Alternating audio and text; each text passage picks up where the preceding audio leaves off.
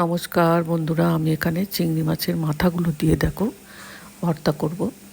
মাথাগুলোকে ভালো করে সর্ষের তেল দিয়ে ভালো করে একদম মাথাগুলো মুচমুচে করে ভেজে নেব। তুলে দেওয়ার পরে শুকনো লঙ্কা কিছুটা দিয়ে দিলাম, এবার পেঁয়াজ দিয়ে দিলাম কিছুটা, দিয়ে ভাজা ভাজা হয়ে যাবে তখন কালো জিরে দিয়ে দিলাম আর রসুন দিয়ে দিলাম কিছুটা, কালো জিরে রসুন দিয়ে দিলাম।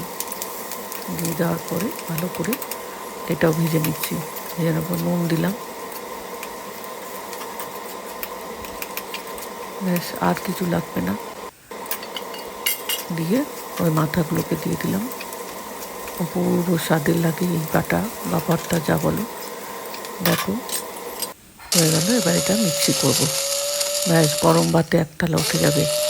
বন্ধুরা, ভালো লাগলে একটা সাবস্ক্রাইব করে দিও, লাইক শেয়ার করে পাশে থেকো। ভালো থেকো, সুস্থ থেকো।